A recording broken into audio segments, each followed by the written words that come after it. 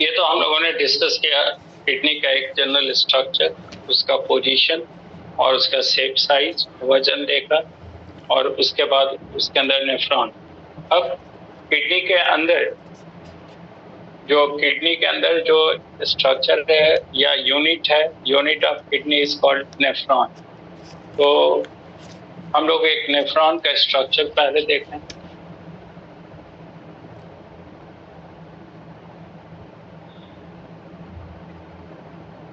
देखिए, ये बॉमन्स कैप्सूल है और ये पीसीटी है, प्रॉक्सिमल कन्वोल्यूटेड ट्यूब्यूल। कन्वोल्यूटेड मतलब ऐसे मुड़ा हुआ है, थोड़ा फोल्डेड है। और ये है descending limb of loop of Henle. Descending यानी नीचे आ रहा है, और फिर ये असेंडिंग है। असेंडिंग थोड़ा सा ब्रॉड होता है, थोड़ा चौड़ा है। डिसेंडिंग से थोड़ा सा चौड़ा है ascending limb of loop of Henle.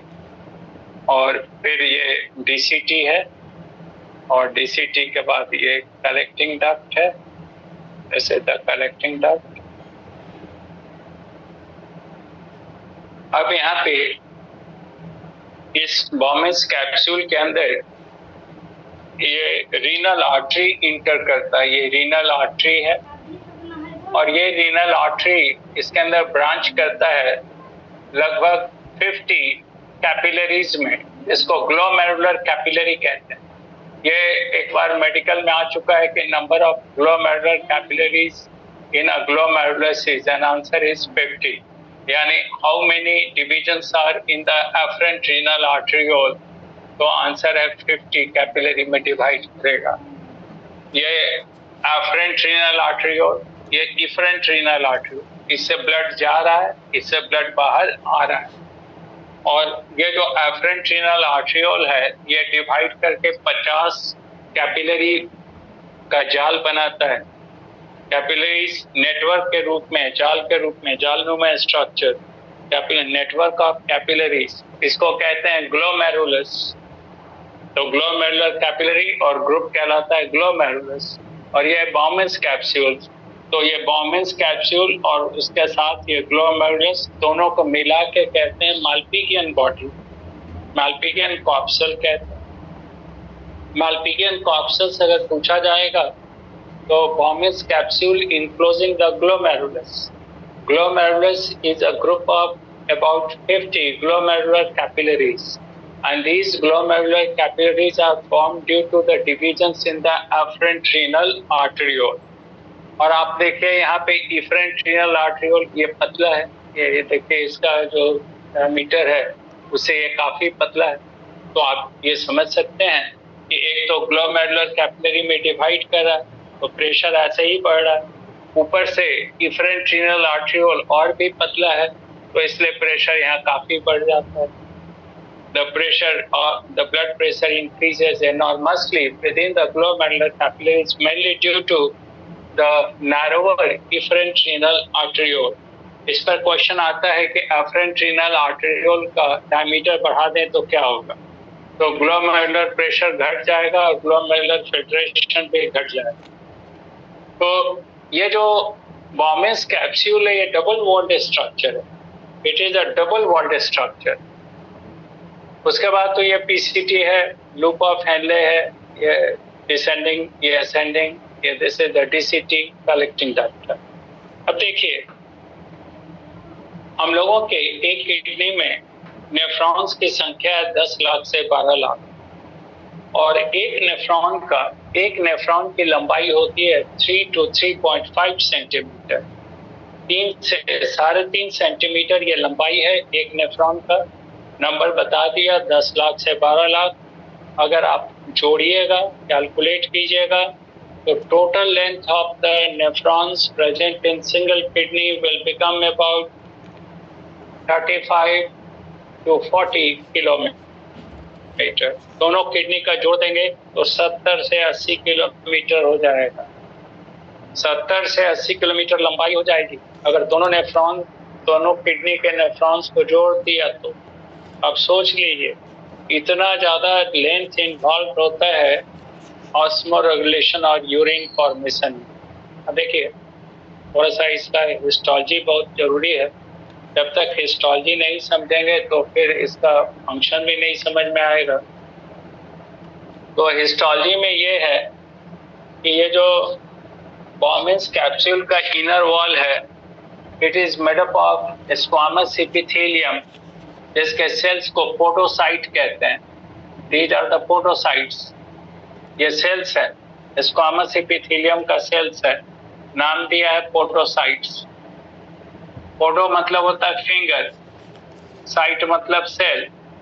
These cells have finger-like projections. ये finger-like projections है। ये इसको पेडिसेल कहते हैं। ये जो फिंगर का जैसा आप उभार देख रहे हैं, इसका नाम होता है पेडिसेल। और पेडिसेल के अंदर ये छिद्र हैं, इसको कहते हैं फेनेस्ट्रा। तो ये सेल है, इस सेल का फिंगर लाइक प्रोजेक्शन है, इसको पेडिसेल्स कहते हैं। और हर पेडिसेल में काफी महीन छिद्र हैं, इसको फेनेस्ट्रा कहते हैं। जैसे मान लीजिए कि मेरा ये हथेली, इट इज अ पोटोसाइट, ये एक सेल है पोटोसाइट। तो ये जो फिंगर लाइक स्ट्रक्चर्स हैं, फिंगर हैं, दीज आर पेडिसेल्स। ये सब पेडिसेल है और हर पेडिसेल के ऊपर महीन छिद्र हैं, इनको कहते हैं फेनेस्ट्रा। तो ये पोटोसाइट, इन्हीं पोटोसाइट्स का बना हुआ है ये inner wall of the Bowman's capsule. ये वाला जो लेयर आप देख रहे हैं, ये वाला लेयर, ये इसी पोटोसाइट का बना हुआ है। तो आप देखिए पोटोसाइट का काम क्या है।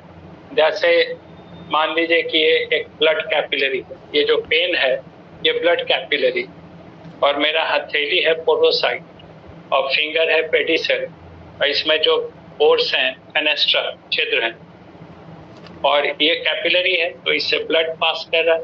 और कैपिलरी के वॉल में भी पोर होता है, हम लोग जानते हैं कैपिलरी के वॉल में काफी महीन छिद्र होता है। तो ये जो पेडिसेल्स हैं, these are embedded into the wall of the capillary। ये देखिए आप, मेरा फिंगर इसको जकड़ा हुआ है, इस कैपिलरी को चारों तरफ से सराउंड किया हुआ है, और इस कैपिलरी से ब्लड फ्लो कर रहा है। तो अब इसके अंदर ब्लड प्रेशर काफी ज्यादा है। ज्यादा इसलिए है कि आप देखिए यहाँ पे ये नारोवर है, और उसके आगे हम लोग पढ़ेंगे रेनिन एंजियोटेंसिन नेगेटिव फीडबैक, जो ब्लड प्रेशर और बढ़ा देगा। तो डिटेल पढ़ना है।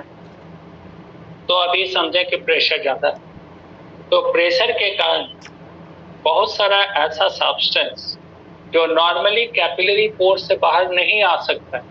नॉर्मल प्रेशर पे प्लाज्मा में बहुत सारा ऐसा चीज है जो कैपिलरी पोर से बाहर नहीं आता, लेकिन यहाँ पे प्रेशर बहुत ज्यादा होता है किडनी में, ब्लड मतलब कैपिलरी में, इसलिए ऐसे सब्सटेंस भी बाहर आ जाते हैं प्लाज्मा से, जिनको बाहर दूसरे जगह पे वो बाहर नहीं आएगा। They move out from the plasma, capillary pores from plasma. तो जब ये चला आता है बाहर, तो अब ये इंटर करेगा फेनेस्ट्रा, पेडिसेल्स के फेनेस्ट्रा। और एक चीज हम लोग ये समझ लें अच्छी तरह से कि the diameter of the fenestra or pores of the pedicels is always smaller than the diameters of the capillary pore। Capillary pore का जो डायमीटर होता है उससे छोटा डायमीटर होता है इसका।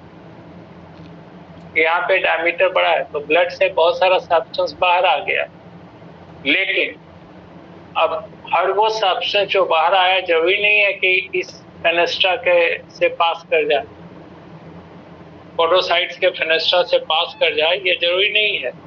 कारण है कि इसका जो डायमीटर है वो छोटा है in comparison to the diameter of capillary pore. It can allow the passage of only those substances which have the molecular weight less than 68,000। और ये तो हम लोग जानते हैं 68,000 मॉलिक्यूलर वेट बताया जाता है रेस्पिरेशन में। It is the molecular weight of haemoglobin. Haemoglobin में बताया था कि 4 यूनिटरी मॉलिक्यूल है। एक यूनिटरी मॉलिक्यूल का मॉलिक्यूलर वेट है 17,000, 17,000। 4 का कर दीजिएगा तो 68,000। तो 68,000 मॉलिक्यूलर वेट से छोटा सब्सटेंस ही इस फेनेस्ट्रा से पास कर सकता है, यानी कहाँ सकता है, बॉमेंस कैप्सूल के अंदर। तो हम लोगों के ब्लड प्लाज्मा में जो प्रोटीन है एल्बुमिन, उसका मॉलिक्यूलर वेट होता है 70,000 और उससे ज्यादा होता है, 2 लाख से ज्यादा होता है एल्बुमिन से 70 और उससे ज्यादा 2 लाख से ज्यादा ग्लोबुलिन, प्रोथ्रोम्बिन और फाइब्रिनोजन। फाइब्रिनोजन का तो 3.5 लाख के आसपास है मॉलिक्यूलर वेट।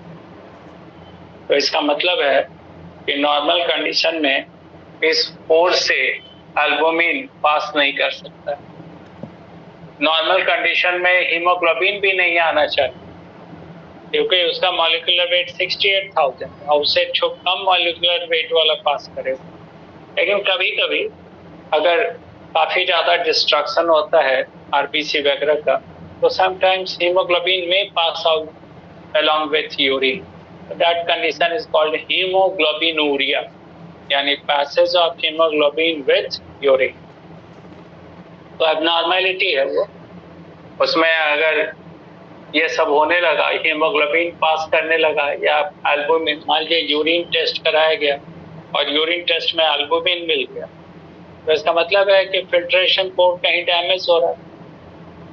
तो इस पर फिर बात करेंगे हम लोग अभी फिजियोलॉजी में, अभी तो जस्ट हिस्टोलॉजी का देख रहे हैं। तो ये जो पोडोसाइट्स है which forms the inner lining of the Bowman's capsule help in glomerular filtration. ये मदद करेगा glomerular filtration में. It helps in glomerular filtration. अब देखिए ये पार्ट है PCT, proximal convoluted tubule, और proximal convoluted tubule का जो लाइनिंग है वो बना है brush border cuboidal epithelium, brush border cuboidal epithelium. अब आप कहिएगा कि ये तो देखने में कॉलमनर लगता है, लेकिन nucleus is spherical and centric. Nucleus spherical है और सेंट्रिक है। और याद कीजिए हम लोगों ने टिश्यू में डिस्कस किया था कि कॉलमनर सेल कहलाने के लिए जरूरी है कि nucleus should be slightly elongated and present towards the base. और हमने ये भी कहा था कि अगर ऐसा इपिथेलियम मिले जहां सेल्स कॉलमनर लगे, लंबाई ज्यादा लगे, लेकिन न्यूक्लियस स्फेरिकल है और सेंटर में है, तो better it will be considered as long cuboidal epithelium. तो इसका बेस्ट एग्जांपल है पीसीटी। और ब्रश बॉर्डर कह रहे हैं, इसके सरफेस पे काफी ज्यादा फिंगर लाइक स्मॉल स्ट्रक्चर्स है माइक्रोवेला।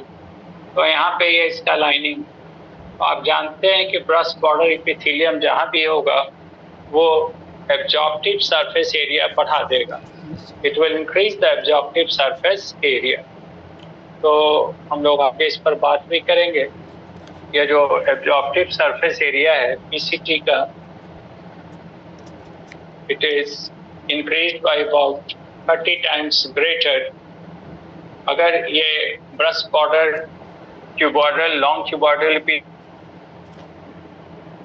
होता तो इसमें 30 गुना कम एब्जॉर्प्शन होता। अब एब्जॉर्प्शन इसलिए है कि आगे फिजियोलॉजी में हम लोग पढ़ेंगे, यहाँ से ग्लोमेरुलर फिल्ट्रेशन रेट डिस्कस किया जाएगा। लगभग 12.5 ml filtrate is form in 1 minute. और यहाँ पे जो हम लोग देखेंगे फिल्ट्रेशन प्रेशर देखिएगा वो 10 mmHg होता है। तो इसलिए 10 into 12 अगर कहेंगे तो 125 ml पर minute. This is the glomerular filtration rate. 1 minute में 125 ml फिल्ट्रेट फॉर्म होता है। तो आप निकाल लीजिए कि 60 मिनट में कितना होगा, मल्टीप्लाई कर दीजिए 24 घंटे से, तो टोटल फिल्ट्रेट जो फॉर्म करेगा किडनी में, it will be round about 170 to 180 litre. 1 minute में 125 ml फिल्ट्रेट फॉर्म करता है। 1 मिनट में 125 ml कैसे फॉर्म करता है वो सब बताएंगे फिजियोलॉजी डिटेल पढ़ें। तो 60 मिनट में कितना होगा मालूम हो जाएगा, उसको 24 घंटे से मल्टीप्लाई कर दीजिए तो मिलेगा 170 से 180 लीटर एक दिन में फिल्ट्रेट होता है। अब हम लोग का बॉडी फ्लूइड तो है 36 litre, 60% of the total body weight हो जाएगा 36। मान लीजिए 60 kg है तो कितना होगा, 36 लीटर होगा। यहाँ तो पूरा एक दिन में 170-80 लीटर पास हो रहा है, तो पता चलेगा कुछ ही देर में, कुछ ही घंटे में पूरा का पूरा बॉडी का फ्लूइड पास आउट हो जाए, पर्सन विल डाई। तो ऐसा होता नहीं है। अगर जितना फिल्ट्रेशन हो रहा है 170 से 180 लीटर एक दिन में, अगर सबका सब यूरिन के फॉर्म में चला जाए तो पर्सन तो थोड़ी देर में डेथ हो जाएगा। तो यूरिन कितना पास होता है? लगभग 1.5 से 2 litre, average 1.5 to 2 litre urine pass out होता है डेली। तो मामला है कि ये 178 से 178 लीटर ये जो फिल्ट्रेट है वो क्या हुआ, 2 लीटर पास हो गया, 178 कहाँ गया? तो 178 जो फिल्ट्रेट है उसमें सबसे ज्यादा एब्जॉर्प्शन होता है PCT. About 2/3 of the total volume of glomerular filtrate is absorbed in PCT.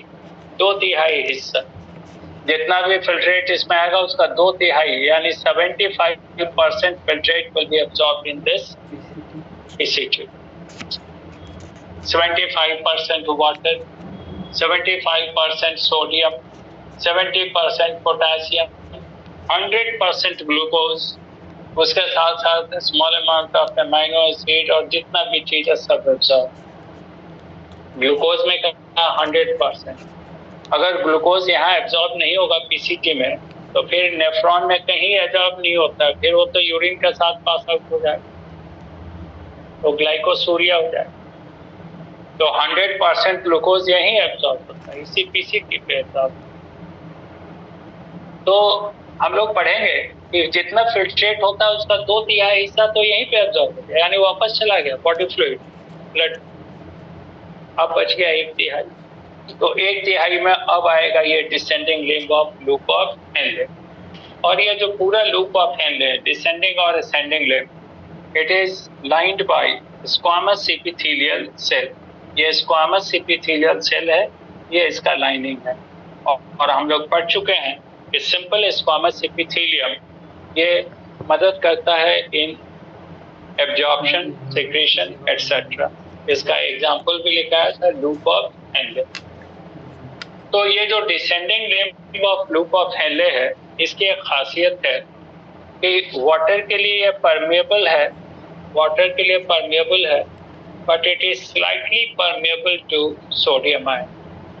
हमने एनसीईआरटी में लिखा हुआ है लिस्ट परमेबल या ऑलमोस्ट इम्परमेबल, शायद वही लिखा हुआ ऑलमोस्ट इम्परमेबल। तो ऑलमोस्ट कहने का मतलब कि 100% नहीं, थोड़ा सा परमेबल। हम लोग कहते हैं लिस्ट परमेबल, वाटर इससे बाहर जाएगा और सोडियम थोड़ा सा पास आउट हो। अब इस पर आगे बात करेंगे ऑस्मोरेगुलेशन। तो इस जो डिसेंडिंग लिम्ब में जो स्क्वामस एपिथेलियम में इसकी खासियत ये है कि वाटर को तो आसानी से एब्जॉर्ब करे। अब देखिए एब्जॉर्प्शन और सिक्रीशन दो टर्म बराबर हम यूज कर रहे हैं, उसमें कंफ्यूजन नहीं रहना चाहिए। अगर इस फिल्ट्रेट से कोई चीज बाहर जा रहा है यानी बॉडी फ्लूइड इंटरस्टिशियम में बाहर जा रहा है तो इसको कहते हैं एब्जॉर्प्शन। ये एरो देखिए, फिल्ट्रेट से जा रहा है बाहर तो एब्जॉर्प्शन। और अगर फिल्ट्रेट से यहाँ रिलीज हो रहा है, यहाँ पे इस ट्यूब के अंदर, तो इट इज कॉल्ड सिक्रीशन। ये एब्जॉर्प्शन और ये सिक्रीशन। तो वाटर का एब्जॉर्प्शन होता है और सोडियम का थोड़ा सा। अब फिल्ट्रेट जब पहुंचता है इस डीसीटी में, तो डीसीटी का भी लाइनिंग है इसी स्क्वामस एपिथेलियम का, लेकिन यहाँ पे थोड़ा सा कैरेक्टर डिफरेंट है। ये वाटर के लिए इम्परमेबल है, वाटर इसे पास नहीं कर सकता, वाटर नहीं जा सकता।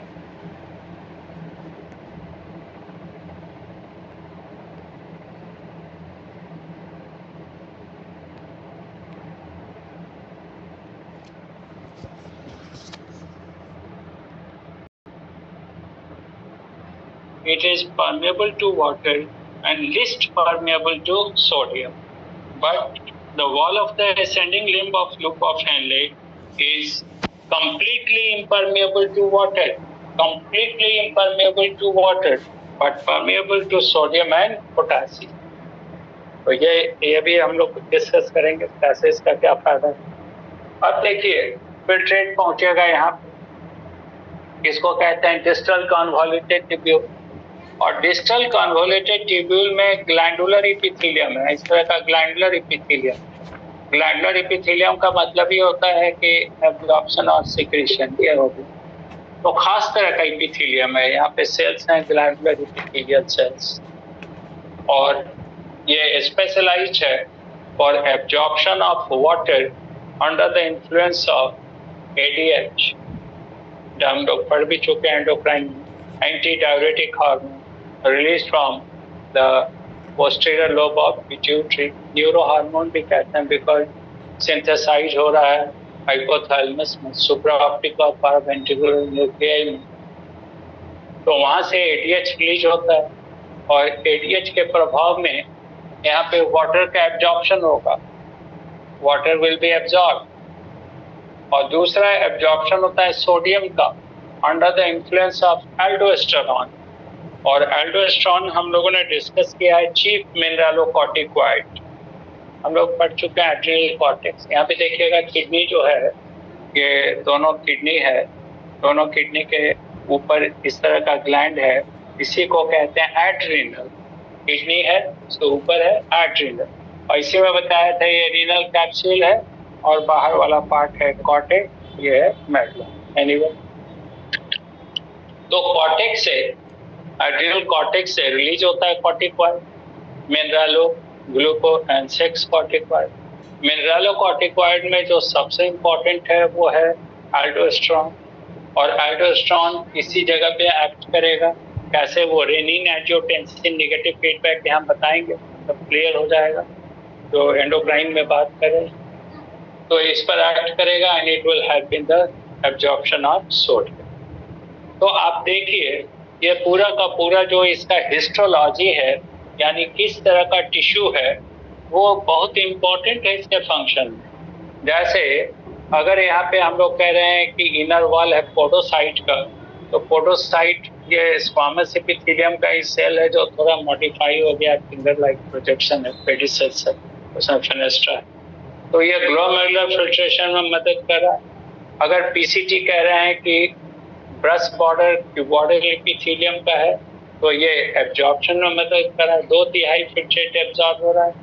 अगर हम लोग कहते हैं यहाँ पे डिसेंडिंग और ascending limb of loop of squamous epithelium का, तो देखेंगे एक्सचेंज होगा सब्सटेंस का, काउंटर करंट मल्टीप्लायर, आगे फिजियोलॉजी बताएंगे।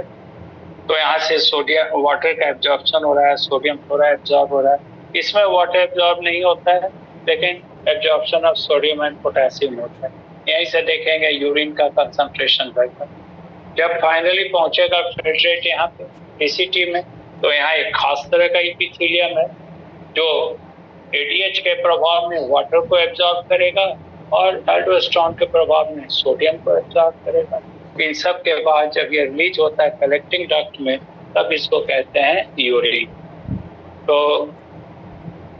आज हम लोगों ने डिस्कस किया है किडनी का पोजीशन, किडनी का एक ओवरऑल स्ट्रक्चर, उसके अंदर पढ़ा था। सबसे बाहर का लेयर है रीनल फेसिया, तो एब्डोमिनल वॉल से चिपका होता है। उसके बाद फैट का लेयर है, एडिपोज टिश्यू लेयर। उसके बाद रीनल कैप्सूल है, फाइबर का बना है, प्रोटेक्टिव है। फिर पेरिफेरल पार्ट कॉर्टेक्स है, फिर सेंट्रल पार्ट मेडुला है। कॉर्टेक्स जगह जगह पे धंसा हुआ है मेडुला में, उसको रीनल कॉलम ऑफ पर्टिनी कहते हैं। इसके कारण मेडुला 10 से 18 लोब में बढ़ जाता है, इसको रीनल इसको मेडुलरी पिरामिड कहते हैं। हर मेडुलरी पिरामिड के अंदर लॉन्गिट्यूडनल कलेक्टिंग डक्ट्स हैं, longitudinal collecting duct with in each medullary pyramid. और लॉन्गिट्यूडनल कलेक्टिंग डक्ट का काम है कई नेफ्रॉन से इसको कलेक्ट करना, यूरिन को। और ये सब लॉन्गिट्यूडनल कलेक्टिंग डक्ट कहलाता है डक्ट ऑफ बेलिनी। ये सब यूरिन को एक कॉमन स्पेस में रिलीज करता है, जिसको कहता है minor calyx through the aperture called area cribrosa, जो मेडुलरी पिरामिड के टिप पर है। और माइनर कैलिक्स से वो इकट्ठा होता है मेजर कैलिक्स बड़ा स्पेस में, और सारा मेजर कैलिक्स मिलकर बनाता है पेल्विस, वहां से यूरिन पास करता है यूरेटर।